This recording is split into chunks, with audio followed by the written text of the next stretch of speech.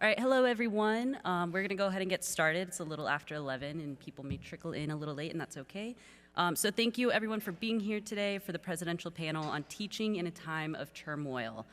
My name is Jordan Grasso and we have an awesome set of panelists here today who will be sharing their knowledge, their experience and expertise on teaching.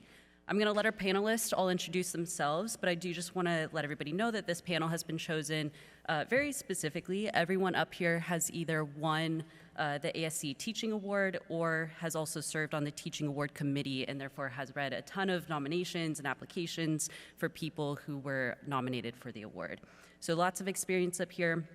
There will be time at the end as well for Q&A, so if you have any questions, there will be a time for you to fill in any gaps that we may have missed with our questions. So with that being said, panelists, I'm going to turn it over to you and just ask everyone to briefly introduce yourself, your name, your affiliation, as well as the courses that you teach, the context of the institution that you teach in, just to kind of set the context for our audience. Okay, I can start. My name is Skylar Morgan. I am an assistant professor at California State University, Long Beach, our Long Beach branch.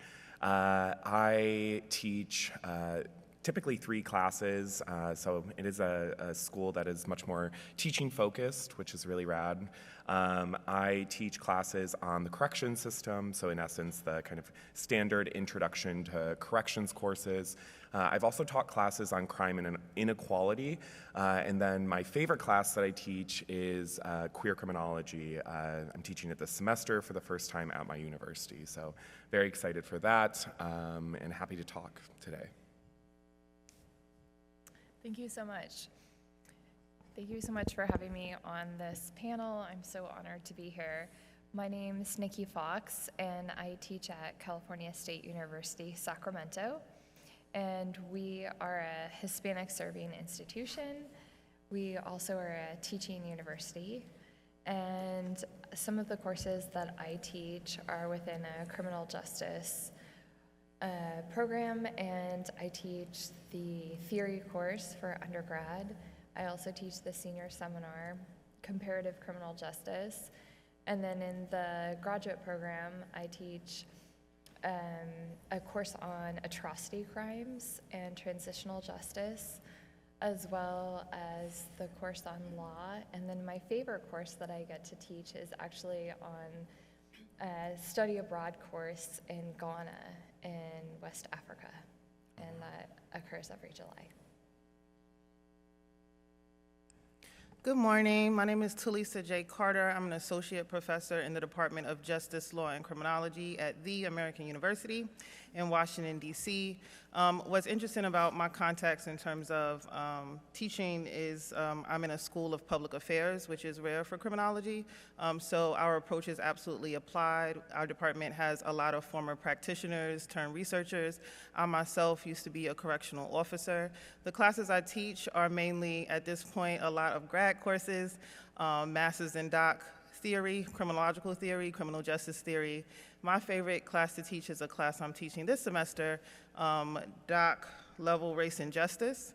And in that course, it's my favorite because after I get through the basics, what is race? What is America? And then we go, what is it? And then we very quickly go into crimmigration, whiteness, and also my favorite week is Black Joy and Criminology. Hi, good morning, everybody. I'm Kevin Wright. I'm at Arizona State University. I've been at ASU for 14 years now.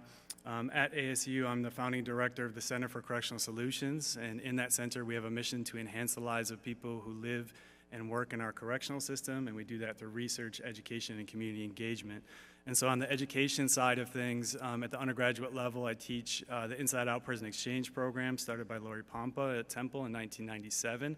I've taught classes at the graduate level where it's taken place half-time at ASU on the academic side and then half-time in a correctional facility in prison among people that live and work there.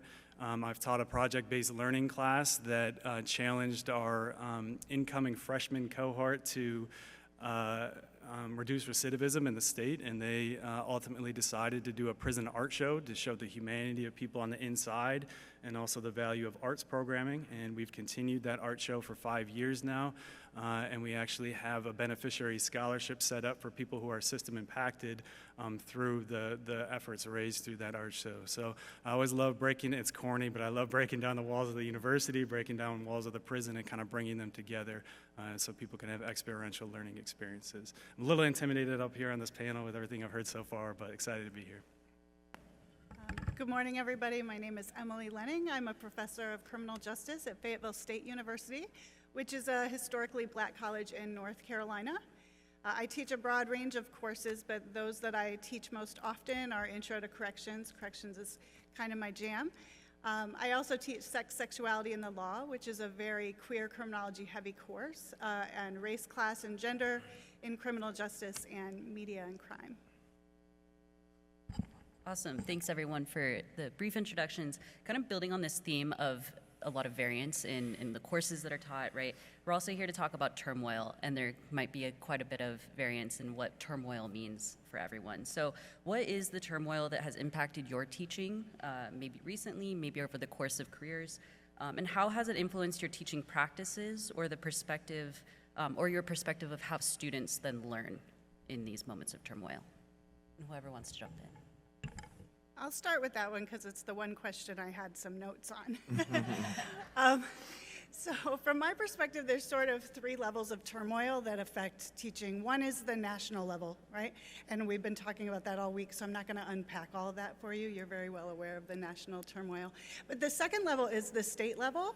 I'm in North Carolina, and of course, this is a state where our Board of Governors just threw all DEI initiatives in the trash, and North Carolina is just one of many states that are doing that. And then for me, and I'm sure a lot of others, there's turmoil at the institutional level. We have a chancellor who was appointed by the Board of Governors despite a search that he was not the result of.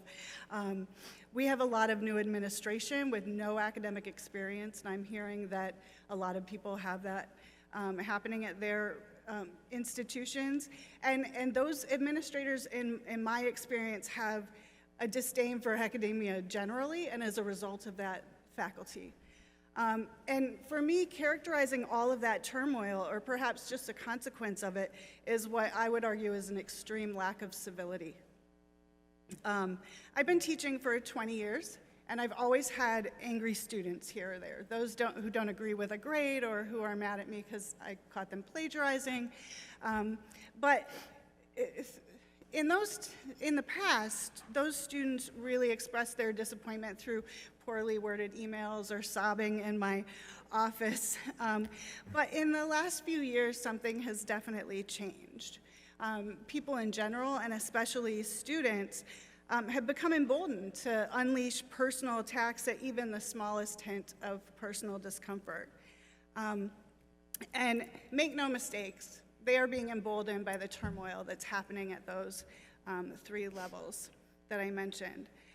As some of you know, and this is kind of personal, but as some of you know, at the same time that I was receiving the ASC Teaching Award, I was being cyber-stalked by a former student. Harassment and abuse that started in August of 2021 and became so volatile that I had no choice but to seek out law enforcement. After, of course, I exhausted all of the avenues at my institution. And this student wasn't mad because of her grades. She was mad that I dared, or that I had the audacity to ask her to simply think about things that challenged her worldview. And particularly that she was being asked to challenge her worldview by an openly queer person. She was mad that I dared to point out what you and I all know, and that is that the criminal legal system is fraught with racial disparity, and further, that it's doing exactly what it was designed to do. She was infuriated in a media and crime class that I included a discussion about the bystander effect in relation to the thousands of videos posted online of trans people being beaten. And most of all, she was disgusted that she was being asked to do this by someone that she frequently and publicly called a, quote, liberal lesbian retard and a cunt. She sent myself, my colleagues, other students, hundreds of tweets and emails, written letters, And these things included threats, screenshots of my home address, and mentions of my slow, painful death of torture.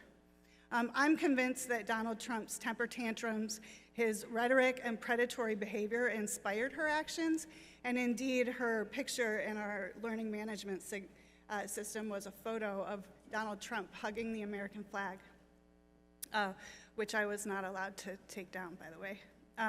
And she's further emboldened by living in a state that clearly doesn't care about diversity or critical thinking in higher education. So long story short, as you can imagine, the experience has drastically changed my perspective on teaching, and sadly, it seriously dampened the joy that I once found in it. This experience, coupled with students actively resisting learning in some cases now, concerns over AI, increased surveillance, have overshadowed what should be our primary concern in the classroom, and that's meeting our students where they are and using innovative pedagogy to lift them to their fullest potential. Thanks.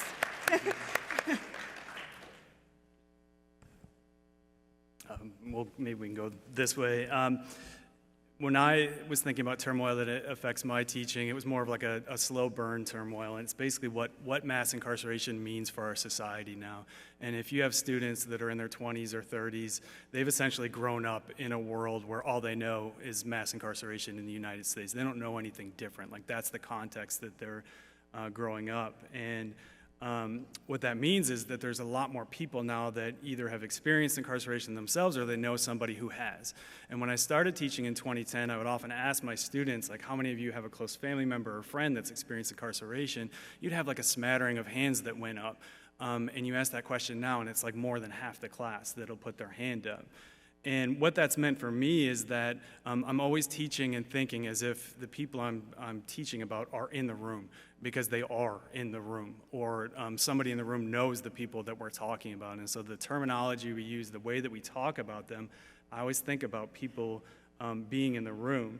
And again, that, to me, that's system-involved learners, but that could be people who are law enforcement, people that are judges, lawyers, victims, like they're in your classrooms.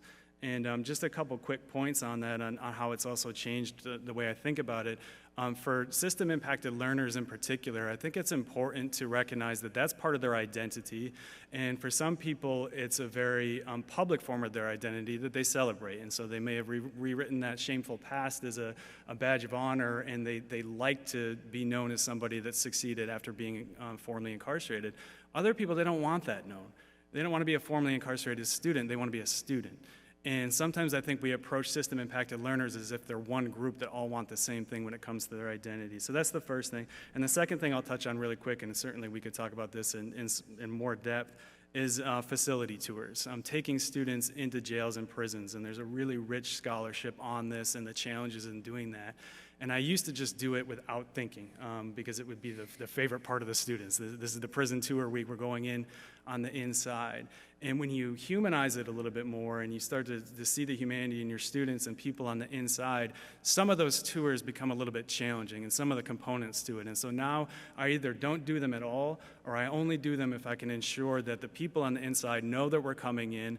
I might say, we want a tour, but we're not going to see the dormitory settings. We're not going to come in on anybody while they're sleeping or in their private space or anything like that. And so again, this is a larger thing of mass incarceration being the reality for our students, and teaching and thinking as if they're in the room because they are.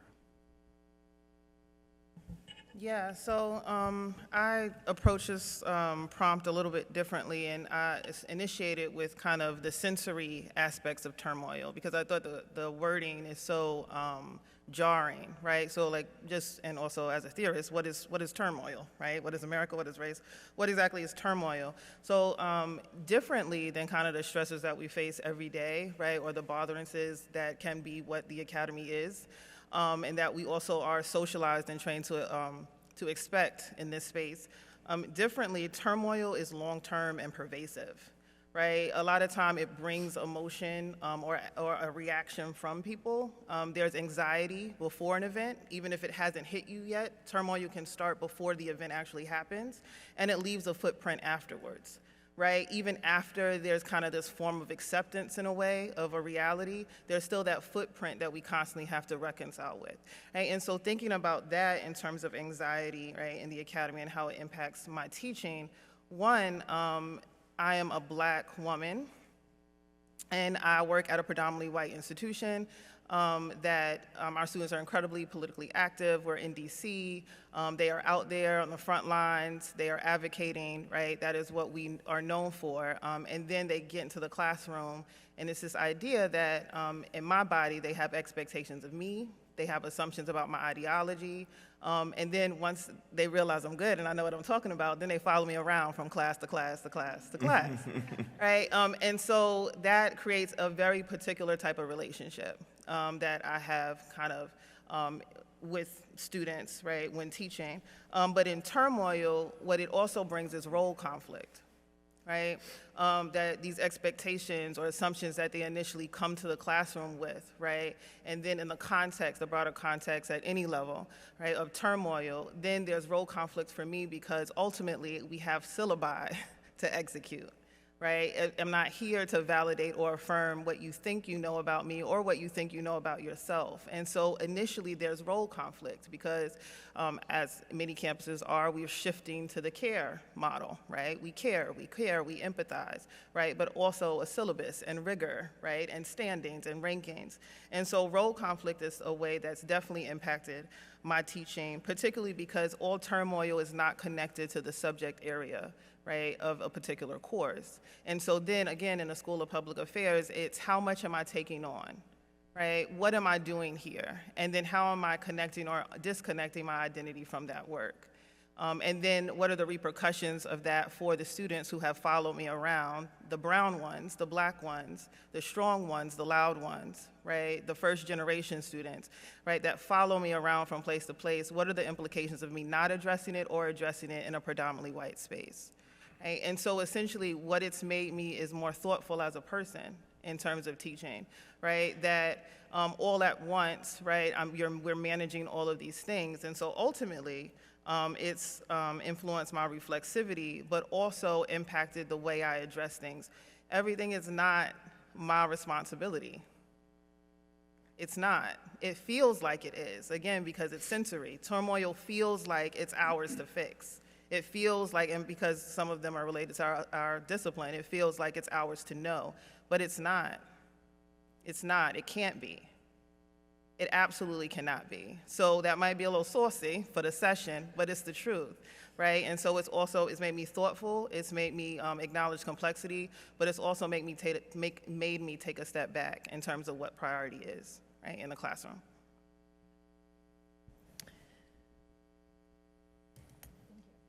De nada. In my research, which informs a lot of my teaching, I work with survivors of genocide. And a lot of my work has brought me to Rwanda. And I've interviewed survivors who escaped from slaughter during the 1994 genocide. And a lot of them, after they survived, wanted to go back into classrooms. And they tried to learn in these classrooms that still had blood on the walls, and people were surviving trauma. And they wanted to learn, and it was difficult to learn because of all of the turmoil that they experienced. And I think about that in my classroom because I actually have a lot of refugees in my classroom. I have immigrants. I also have people who are asylum seekers. I have students who are DACA recipients. And their stories interact with the turmoil that's happening on this national level that we heard about. And so when we have a sitting president saying that all immigrants are rapists or bringing drugs into the country and should be deported, and we have someone who is undocumented, that creates their very identity as an unsafe space. And what I've learned is that if you feel scared to exist, it's very hard to feel that you can learn. So that safety and feeling of belonging is really important for learning. And so at our university, we have several students who are housing insecure, have food insecurity. And so some of my teaching practice is also making sure that students are aware of the resources that are on campus for their housing security, their food security, of gender-based violence resources, sexual assault and sexual harassment, and then also making sure that my beliefs and their right to exist is stated very clearly at the beginning of the semester, and how important their ideas are, so that also if we have an emboldened student in the classroom, I can make sure to engage with that student in an appropriate way to combat any type of white supremacist views that come up, because those do come up when we're thinking about the systems of policing in America. As a queer criminologist, the turmoil that impacts the students that I teach or the topics that we talk about is really related to, the growing anti-LGBTQ rhetoric in this country. The ACLU reports that, over 500 anti-LGBTQ and especially anti-trans legislation has been passing, in recent years, or, going through the system. And as, a newer teacher, I'm still an assistant professor in my second year, I've had to really think about how I'm going to approach teaching a topic that I care so much about in the face of so much kind of backlash towards the community that I'm a part of and that I care about so much. The turmoil that I see is both the turmoil that I've experienced and the turmoil that my students are experiencing as well. I can think back to 2016 when Donald Trump won the first election. I was a senior in my undergrad. I was completely unraveling. I had no idea, the fallout. And I remember going to class after the election and looking up to my, teachers for guidance and support, and just kind of, the support that they could offer me. And so to be now the professor in that situation, the days after the election, having so many students, many of them students of color, many of them queer students, really, looking to me for that, I was like, holy shit, like, how did I get here? But what I will say is I have really learned that, being, a queer criminologist and being that figure for students is really important. It was important for me when I was a student. And already students are telling me that, people don't talk about these topics in our other classes, and they're hungry to learn more about these topics. I think the turmoil, though, more broadly, is day-to-day for my students, right?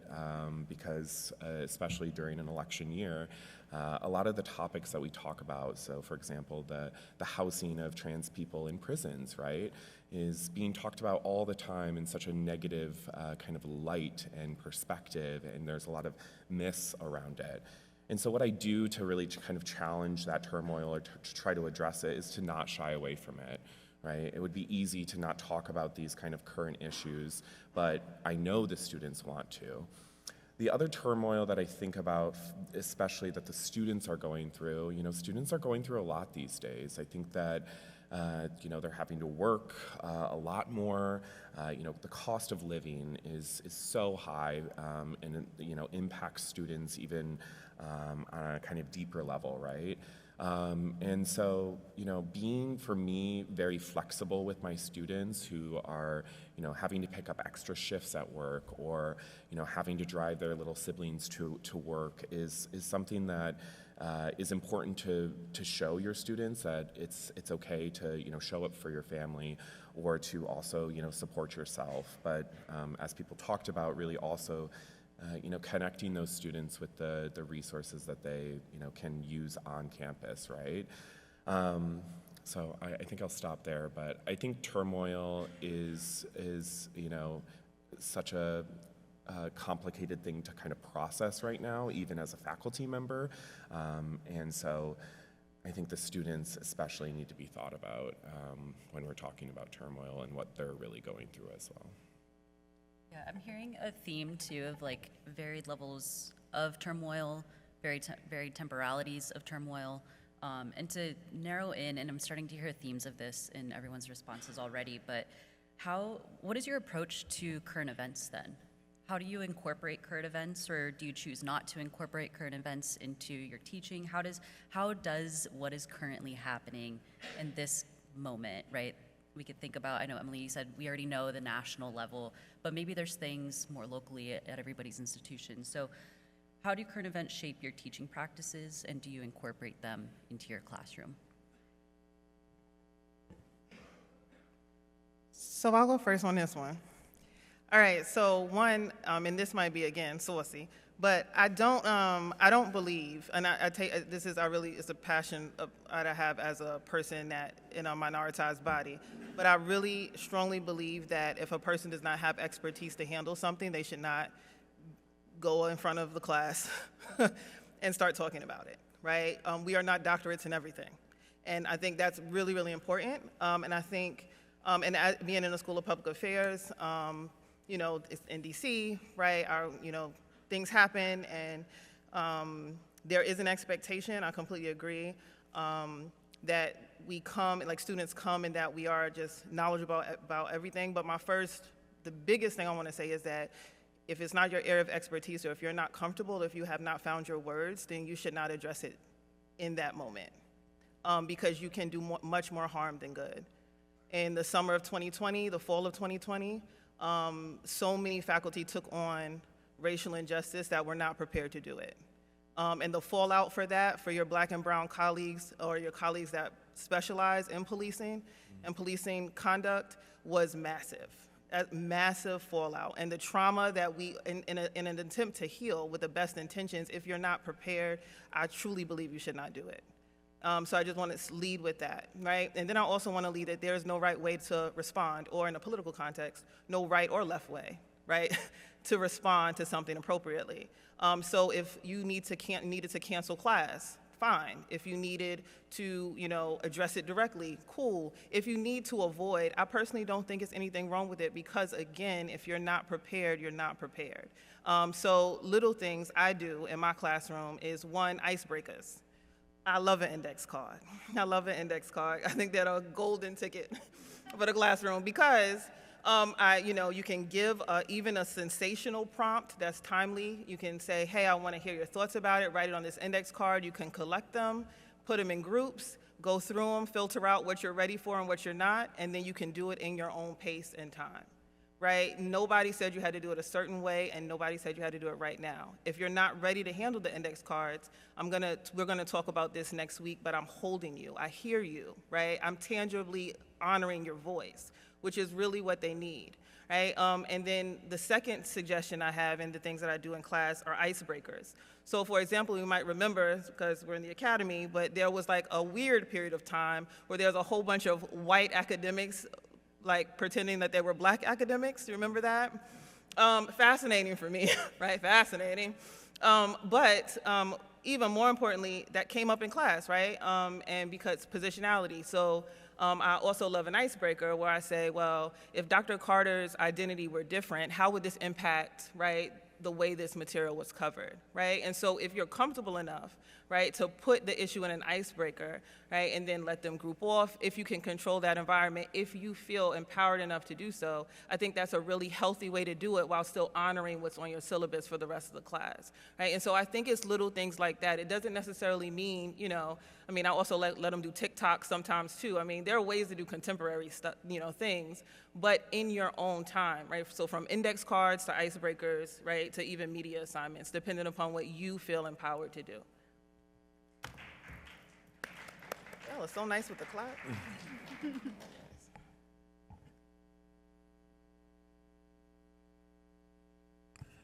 All right, I followed the first clap. I'll follow the second clap too, and say unclap-worthy things. I really like complex and multifaceted events with a lot of nuance to them, and especially at the local level. So I'm glad that you brought that up. And so one example of that, a few years ago in our state, we were closing one of our major prisons, the state prison complex at Florence. And Florence was created in 1908, before Arizona was even a state. And so we had this prison from the Yuma Territory as still in operation. And it was literally sinking into the ground. And so it had to be shut down. And we went into that prison and we talked to some of the guys and we said, hey, did you hear the governor announced like they're going to close this institution? Like you must be enthralled. And they weren't at all. And as unfortunate as it is, that was their home, that was their routine, that's what they knew. They had a place there, they were honored mentors there, like it was the institutional devil they knew versus what's going to happen next, where we're going to be scattered to. And they actually didn't want the prison to close, like the strangest thing. And then we talked to staff, and staff absolutely wanted it to close. They actually felt unsafe in that facility. And day to day, their life was stress and anxiety. And so like there was these complex perspectives around this thing that on its face, it looks like absolutely close this thing down. It's over 100 years old. Like, why do we have this? And so we took that and created learning opportunities out of that. And we have something at ASU called the McCain Institute, named after John McCain. And there's a next generation leadership program as part of that institute where they host mid-level leaders from around the world and give them all these opportunities. And so we were fortunate to have the opportunity to learn with them and create a workshop. And we had them do just that. We said, look, this prison's closing. You've heard about it in the news. Half of you, we want you to take the perspective of someone who's incarcerated there, and that's your home, and you actually don't want it to close. Half of you, we want you to take the perspective of staff who feel unsafe and have a conversation. And they split up. They went into those groups. We gave them options. What do you want to do? Do you want to close down the prison? Do you want to make it better? Like, we gave them a range of things and then brought them back together. And the conversation was fascinating. And I just love that nuance for things. The human brain, we always want things to be black and white or right and wrong. We want to simplify it and just make it so that there's one side you can stand on and point at the other side. And I just love criminology and criminal justice and social science, all the nuance and complexity that comes with human behavior. And so any chance I get to bring a local event and really flesh that out and allow people to explore that, I do. Oh, thank you. Thank you, President Jonas. I appreciate that. Now you feel obligated. Very kind. So one assignment that I'll do is we'll be looking at a pretty historic tribunal or an international criminal court case, and I'll then have a discussion post that leads the illusion that the students have a choice in their research of a current event. So I'll say, pick one of these current ongoing trials of the International Court of Justice, and I'll have maybe 6 of the ongoing cases. And so students can pick one of the 6 cases, and then when they click on that page, it will say, here's the case. Now explore some of the current, the current media around this case. Feel free to check out, John Jay's crime report on this, or the New York Times database on this, or X, Y, and Z. And so it will kind of lead them to the reputable sources on these cases, but they'll have a lot of free range in exploring the current events. And so it allows them to definitely explore cases that they're interested in terms of current event, but also have them bring back articles that are within the boundaries that would have accurate information and good debate on the cases. And then we can come back and also have a good conversation about source credibility and the cases at hand. But it definitely gives people a lot of freedom so that students are talking about different cases and variety. And it does, the databases or the exploratory part of it does have such variation that people are looking at quite a bit of different current events. And so that does allow us to say, like, be able to talk about conflicts in Israel and Gaza, and why would Germany step in, and why is South Africa concerned about this, and be able to have a lens of the past to do so. I would just add too that a lesson I've learned maybe the hard way is that we have to not assume that students' current events are our current events, right? Sure, there's pivotal moments in history that we're all impacted by, or we can't or shouldn't avoid in the classroom, but students are getting their news from where I'm getting their news. And I find that if I open it up to them bringing the events to me, I learn a lot from them. And life hack, that helps with future course planning because you can slide in some things that interest them. So I would just say that, don't assume that their current events are yours. I was going to say something very similar. I've had students bring up current events in class, oh, have you heard of this? Have you thought of that? And then, working it into the next class in any way I can to actually talk about it. Because when students share something like that with you, I think they really care and want to learn more. The other example, and I am someone who tries to incorporate current events into what I do, but really only if it kind of connects to kind of key concepts that we've already covered or that we're going to cover. So one of the most recent examples that I did was there was 2 propositions here in California on the ballot. Proposition 6, which related to labor, basically forced labor in prisons and jails in California, and then Proposition 36, which made basically more punitive sentencing for basically third-time either theft, petty theft crimes in essence. And so I brought those to class, and after the election we talked about the results, the implications of these policies long term, or how each of them went, but still really tying it back to some of the key concepts, right? So we talk about deterrence a lot in my corrections class and how so much of our system is rooted in ideas of deterrence.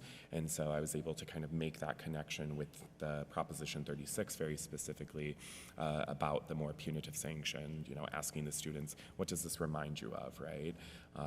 And so I am in favor of using current events, but always when it's kind of course, tied to something that we've already talked about or some of the key concepts that I want them to take away from the class. And I think that that's particularly beneficial because if they are able to apply it to kind of a current event in class, then they'll, when they go out into the real world, they'll be able to, look at it through that lens, right? So they're seeing this through the lens of the class, or that current issue through the lens of the class, and maybe, hopefully, be able to do that with other things as well.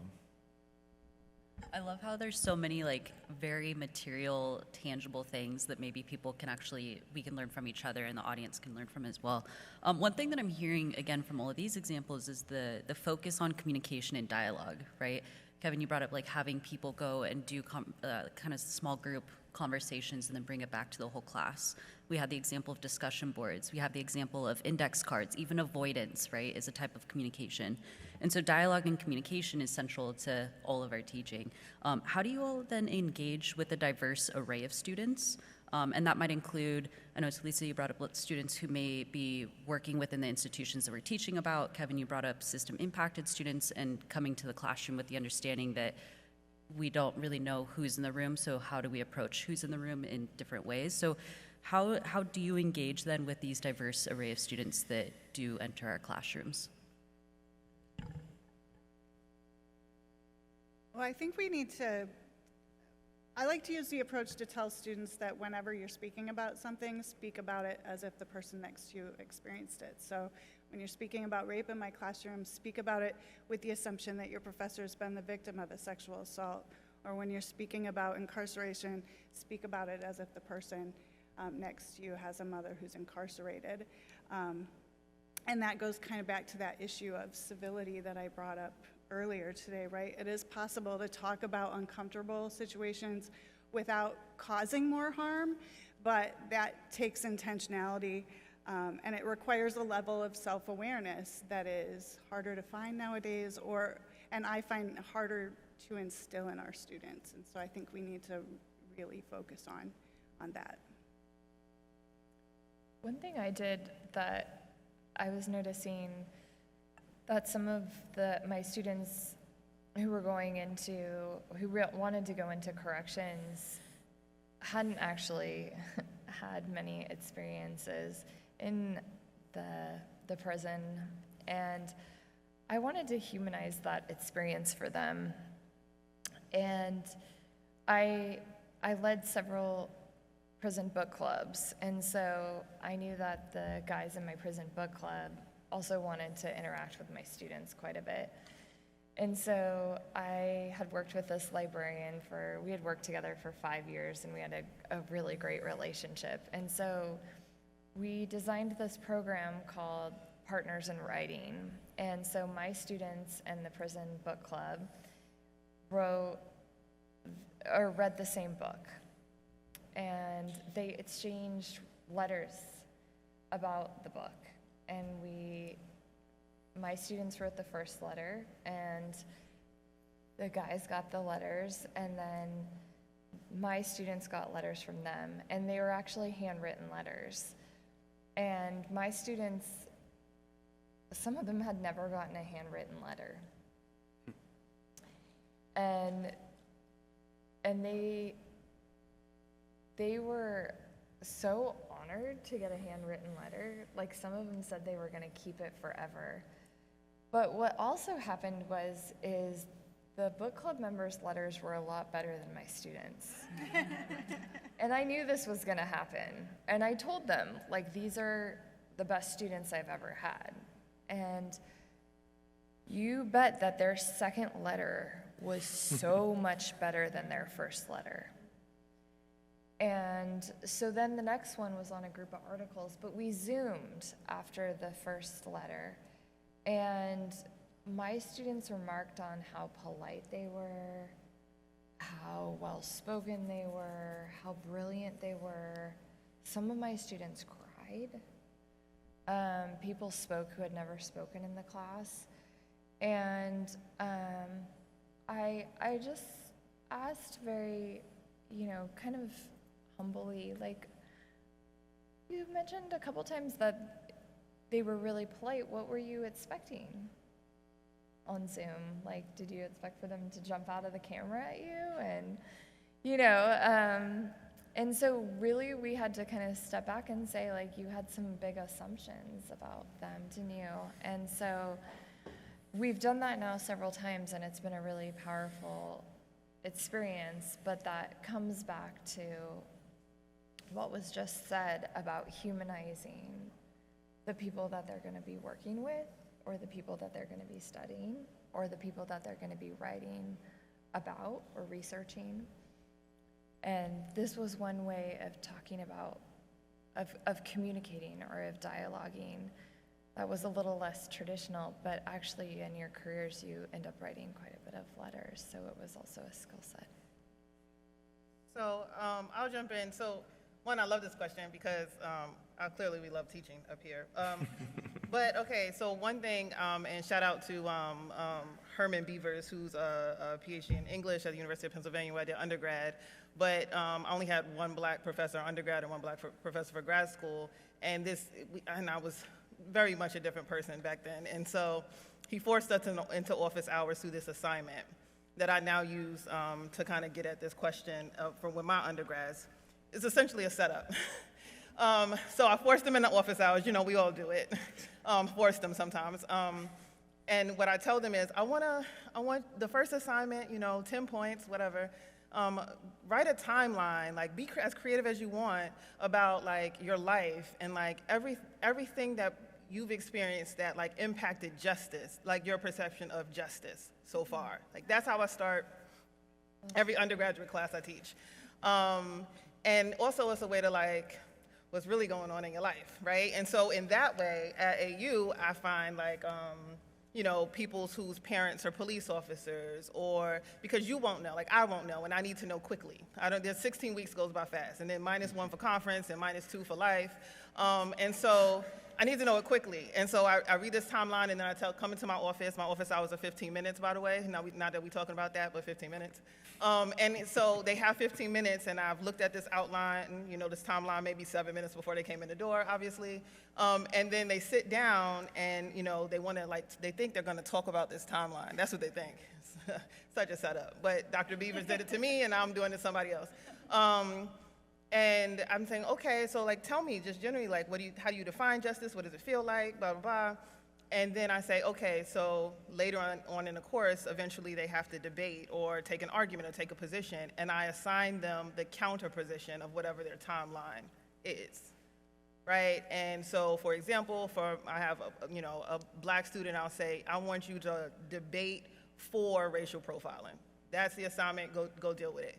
My international students need to understand US context or whatever, like the opposite of whatever you thought you was coming in here to be a master on, right? So, you know, right then it forces, I have seen you, I see you, and to make you a better intellectual, this is what you're doing, right? And so in that way, it really creates immediately a sense of you have a mission in this class, which is to grow beyond this timeline.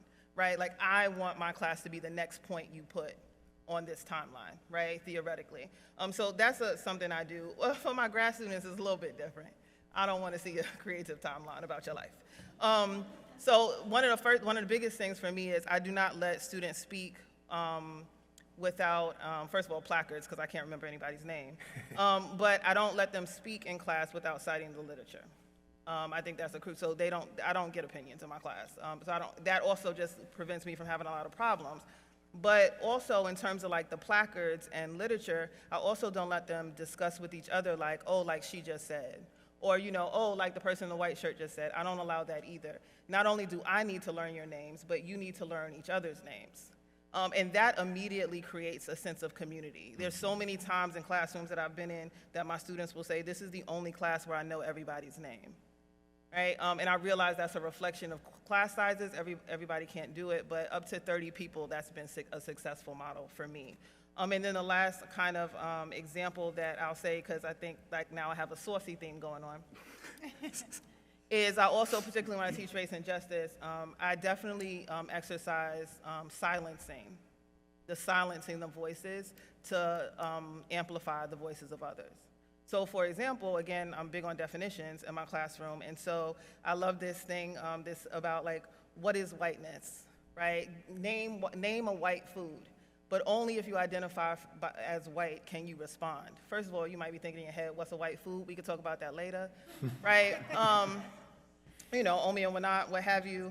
But the point is, the point of this is, you know, everybody does not have to, because if I say what's a white food or what's a black food or what food what is Asian food, inevitably stereotypes come out. And that's not the purpose of that discussion. The purpose of that discussion is to deconstruct what race is, how we racialize things, how we inherently move in space and time. But inevitably, when I ask, what is white food? Give me a white food, right? It's crickets, right? Even for people who identify as white. And that's the purpose of that assignment. And so I silence others, right? I mean, you can think about it. You're in the room. You can process. But I silence some voices to amplify the voices of others, to really advance thought. And I think that is so like, oh, like, no, everyone has to talk. Not all the time. Back to that thing I said earlier, actually. Not all the time. Not all the time. And I think it's so powerful to do that when you feel like you can. Again, it's about how we feel in our comfort as well. But when you feel like you can, try that. You know, I think that's really an effective strategy. I think one of the themes that you're hearing among all of us is that none of us consider ourselves the prime authority, the all-knowing professor in front of the room, that because we have the PhD, we have the answers and we know what's right and wrong. And I think more than ever, there are opportunities to bring in diverse perspectives and diverse forms of knowledge for our students. And in the past, it was like, that's the guest speaker. Like you get like 12 weeks of your professor, the all-knowing professor, and then like one opportunity to hear from somebody else. And now you have opportunities, even in the scholarship you bring into your room to amplify other voices. And I just finished a book written with a man who's incarcerated for life right now. He's lead author on the book. And Eric asked that I plug this here, and so it's only a semi-shameless self-promotion and talking about this book, but Eric is the lead author on this book. He's incarcerated for life. He's been incarcerated for 20 years now. He interviewed other men incarcerated with a pencil and a paper and basically told their stories in this book, and so each chapter is their life history up to this point of how they became incarcerated. I'm an author on it as well, and I bring an academic side and kind of the theory side to it. But you think about some of these examples, and like there's instances of trauma in these stories where people are finding their parents' deceased body, right? And you're learning about it from their perspective, written in their own words. And in the past, we might learn of that as general strain theory, as the presence of a noxious stimuli, or some sterile wording in it, in the way that we learn about it. And to actually read somebody's words about what that looks like totally changes things. And so I've been very pleased in the last several years of people just reconsidering their scholarship, the textbooks that they use.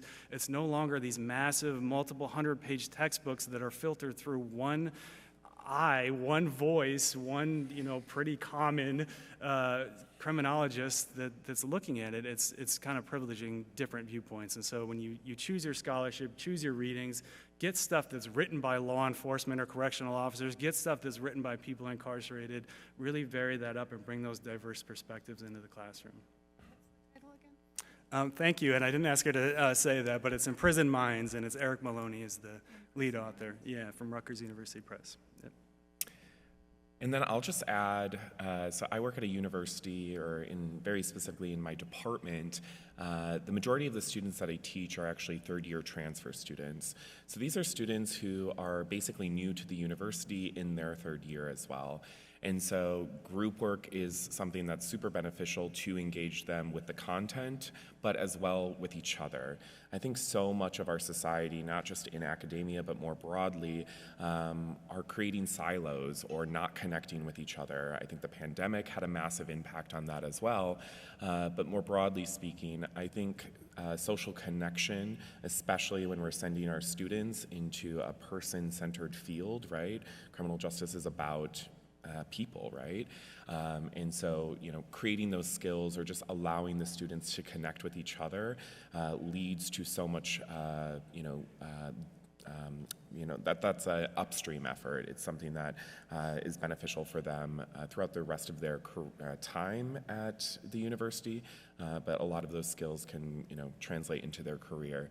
And then the other thing is, I believe that we should be speaking their language. And so some of the things that I do to really try to engage them is and speak their language by, showing them TikToks or other media that they're much more familiar with. And so, for example, in my corrections class, we discuss, of course, prison culture, the inmate code, the prison economy, and, I'm able to bring in the voices of people who have been formerly incarcerated through TikTok.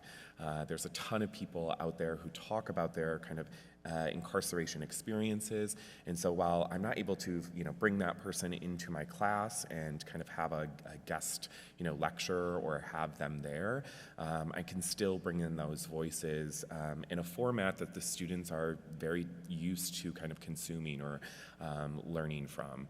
And so that's a tool that I've been using in my first few years, and I get such great feedback. They say like more TikToks, and I'm like, I can't find a TikTok for every topic we cover, right? But I can, center the voices of the people who are actually impacted by the system through a tool like TikTok, right? Awesome. I think that we're starting to hear these ideas of like ways to move forward. And like we started, right, a lot of folks up here on the panel have quite a bit of experience. And so what, based on your experiences, your reflections, the conversations today, I know lots of people have been taking notes. I have most definitely about different ideas. I love the timeline idea. But what is a piece of advice, if you had to give just one piece of advice, whether it's to junior scholars or senior level faculty, always have opportunities to grow as well, what would that advice be?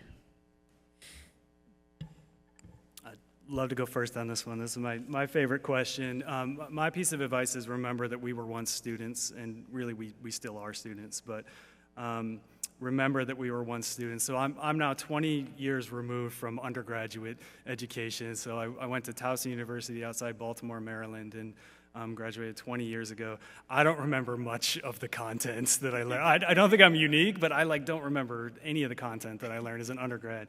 But here's what I do remember. I remember Jeffrey Goodson, who was my math teacher, and I missed our math exam. This was like Calculus AB 2, something I did not belong in.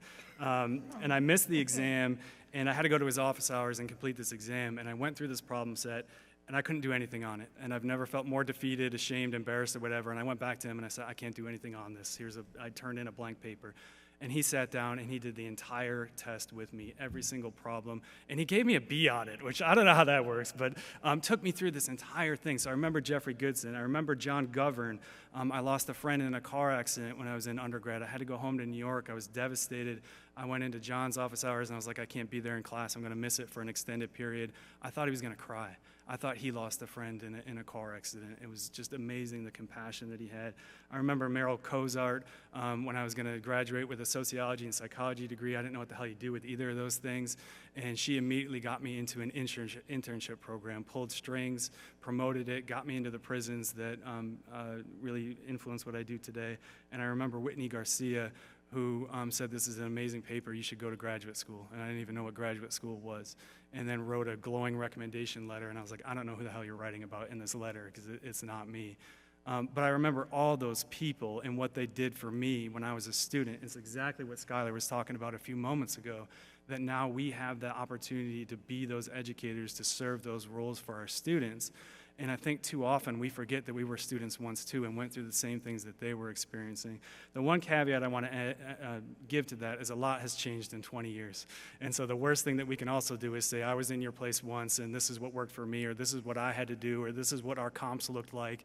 It's just part of the business. You have to go through it too. And so we have to be dynamic and flexible and change with it. But again, advice from me is remember we were once students and we still are.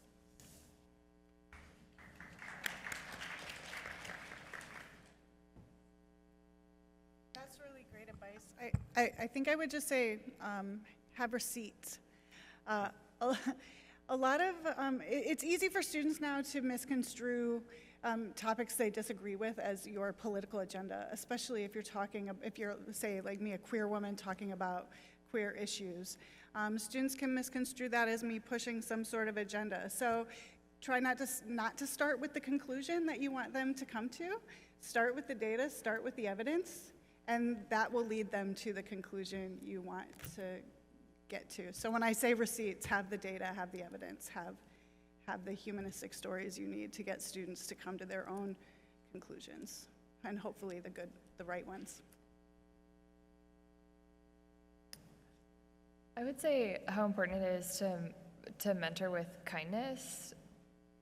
I went to grad school and I had one mentor who mentored with kindness, and then I also had some mentors that were really busy, and so there was a lot of critical feedback, and I remember at times feeling a little bit defeated as a PhD student, which I totally understand now how that feedback, like I have done that feedback to my graduate students, and I now try to remember to go back and say, this sentence is really good, or this introduction is really beautiful. Because I have some master's students that I have to get on the phone with and say, no, you're gonna get your master's. We're gonna get through this together. Nope, your IRB is solid. They've already stamped your IRB approved, so they can't take it back. You don't have to worry about that. Or nope, it's okay. Even if you don't have the right amount of participants right now, you're still going to go through it. Or, I haven't heard from you for a couple months. Where have you been? Remember, we're going to get through this together. Email me back with an update. Even if you don't have anything, please let me know you're alive. So how important that kind of, especially for first generation graduate students, how important that is to mentor with that kindness, even if our graduate experience didn't have that same culture, because it can really make a difference, especially when they do graduate. The one piece of advice that I saw a professor do that I now do is to, show up to class 10 to 5 minutes early. It's a very basic task, but something that I think opens up so much more conversation. So try to get to class 10 to 5 minutes early. And I saw this from my mentor, Dr. Christina DeJong. She would always get to class 5 minutes early, and she would turn on Spotify. And sometimes she'd play her own music, sometimes she'd ask the students what music they would like to hear. And that type of just human-to-human, connection over something like music opens up so much more conversation and allows the students to know a little bit about you. What music do you like? And it's something that you can talk about with students that allows them to, connect with you outside of just viewing you as this kind of authority figure.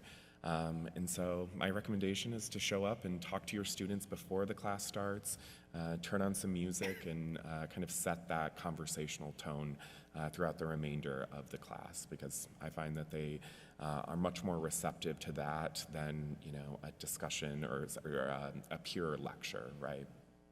So yeah, download Spotify and play some music, Beyonce preferably. Fair. So my recommendation, and this is, I think, kind of counter to what everyone else has said, but just kind of remember the scope of work. Because again, I just want to circle back to everything's not your responsibility. Very recently, I became the only black faculty member who, to my knowledge, identifies as black in my department. And I am stretched incredibly thin, service-wise. My office hours, again, are 15 minutes. And there's timers on my desk that I flip over. This is how much time you got. And so you have to remember your scope of work. Turmoil, like we said before, it's emotional, it's taxing, it's systemic, right? And so it's structural. And so you're not going to fix everything. I know some of my colleagues have essentially pantries in their office for students who can't eat. And that I don't have the capacity for that. There's no way I can keep that up.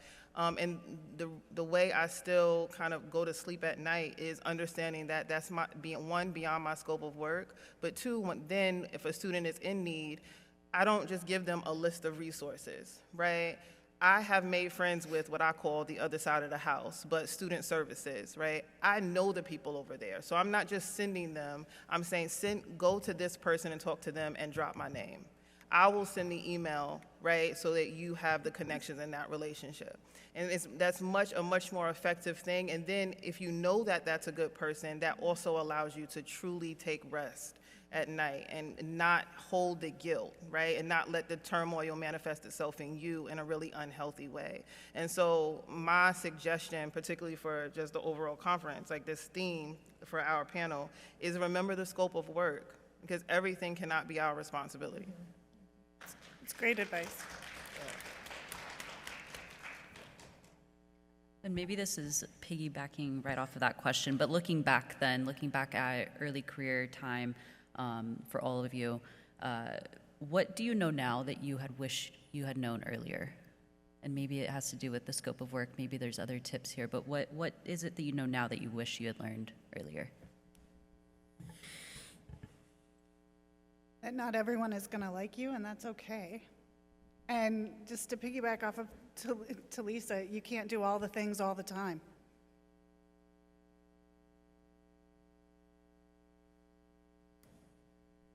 I do wish I learned how to say no earlier, because I'm still struggling with it now and overcommitting. And I think that there's at least in our department, there's a definite gender division of labor in which the women in our department do a significant amount of the mentoring and the kind of individual teaching and the graduate student load. And I wish when I was younger, I learned to protect my time better. I think it would have served me a lot better.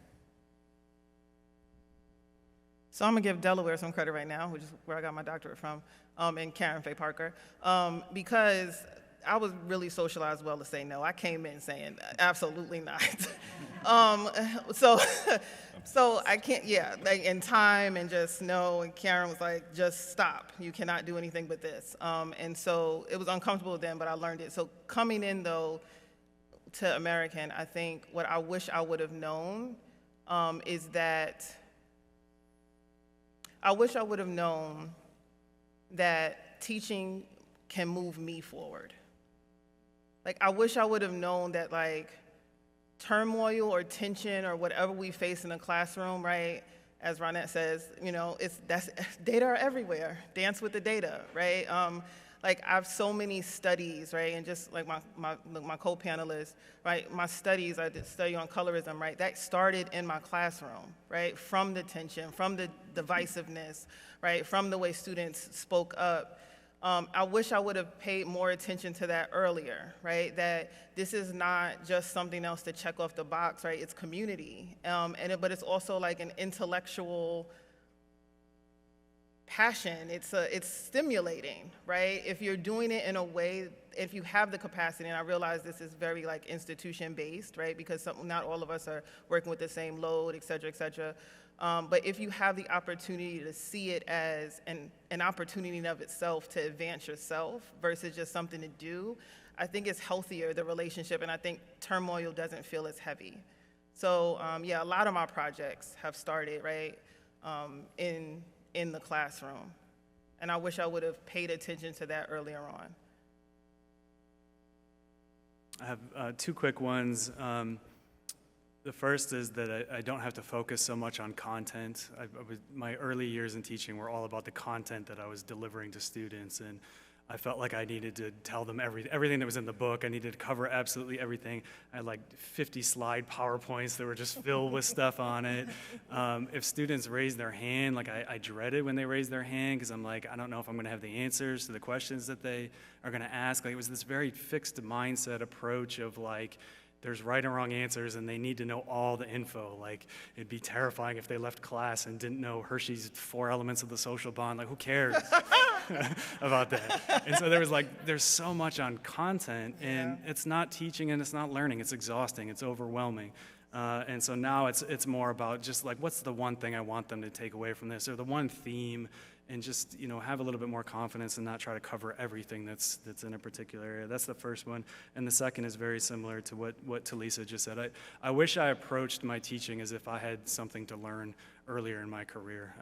And just that slight framing switch of like, you're going into the class, you're gonna learn something from your students, you're gonna learn something about yourself, whatever it might be, totally changes the obligation of teaching, right? And it takes it from, man, I have to give this lecture again, I've given it 50 times, or why aren't they getting it, or whatever. Like, you know, teaching's fun.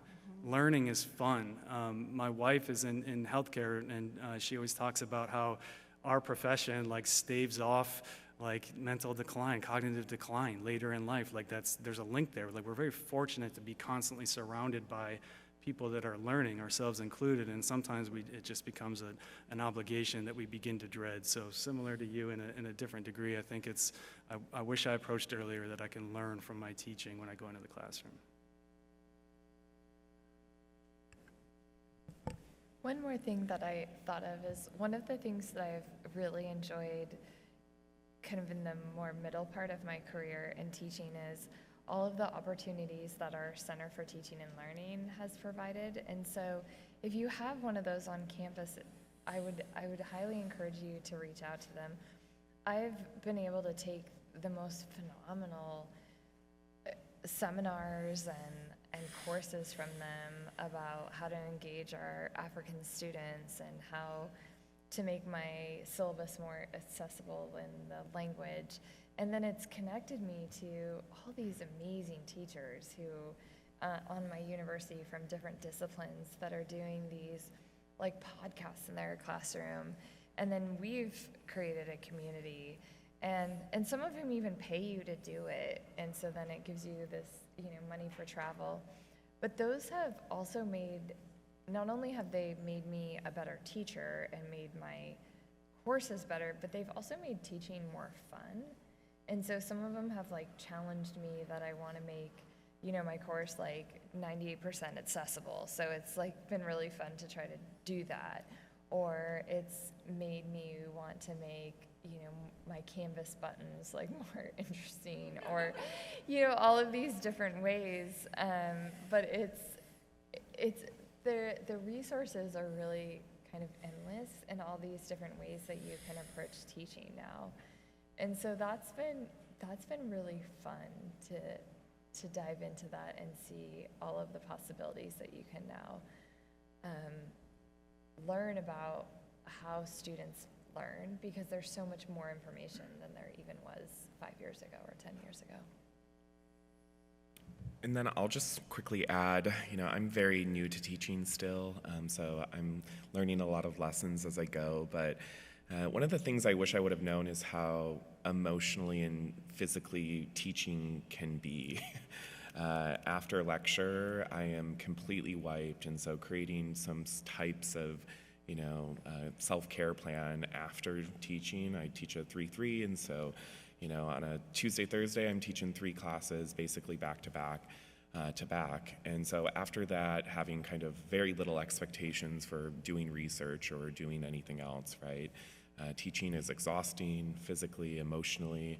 Some days are much better than others. Some days give you a big high, like you leave the classroom so invigorated. Some days you leave the classroom sad, and so allowing that emotion to be there, and not just trying to go to my office and immediately work either. Recognizing the impacts it's having on me as well is something I'm still learning to deal with. And I think, I just learned what this clock is in front of us, but we have about 4 minutes left.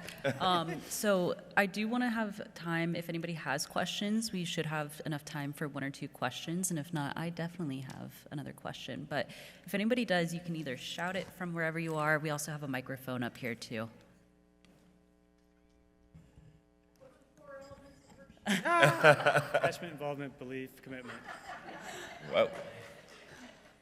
There's a hand up. I do see, yes, there's a hand at the back.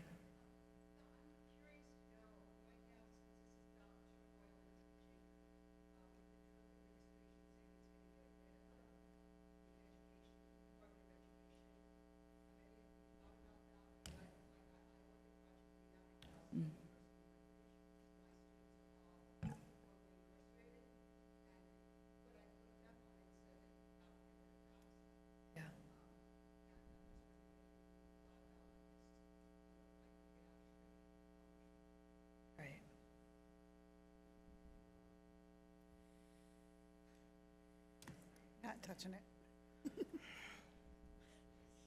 Saucy. Saucy. Saucy, so yes, I have.